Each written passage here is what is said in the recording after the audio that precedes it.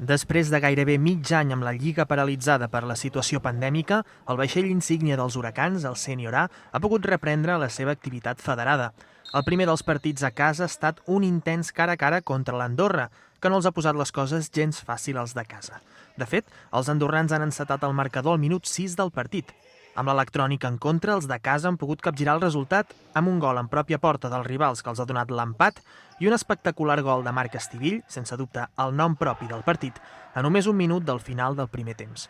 Amb el 2-1 al seu favor, la segona meitat s'ha convertit en una autèntica marató de fons on els huracans han fet tot el possible per evitar que els rivals sumessin a l'electrònic. Tot i que en algunes ocasions els d'Andorra han estat superiors a nivell tècnic, els salvatans els han pogut mantenir a ratlla i han acabat tancant el partit amb el 2-1 final. Ha sigut una victòria molt treballada. A la primera part hem començat encaixant un gol, però hem sabut refer-nos, tirar endavant, concentrats, sense sortir del partit, i crec que això és important perquè al final, abans de la primera part, hem empatat i hem girat el marcador. Això psicològicament els jugadors ho han notat. Segona part, ha costat molt, ha sigut un equip en el qual ens ha donat molta feina, però crec que al final ho hem resolt molt bé defensivament i al final hem donat la cara. Les lligues van haver de paralitzar-se el passat mes d'octubre degut a les restriccions anti-Covid.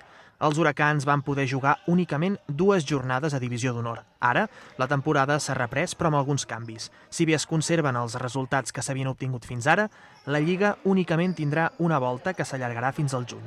El passat 27 de febrer, els huracans van disputar la tercera jornada, embutxacant-se una treballada victòria a domicili contra el Torredembarra. Amb aquesta nova victòria contra l'Andorra, el tècnic dels huracans encara aquesta temporada tan atípica amb una bona dosi d'optimisme. Realment l'ambient és bo al vestidor, ja ho veieu, no? El bon rotllo que hi ha, i a seguir treballant, i això acaba de començar.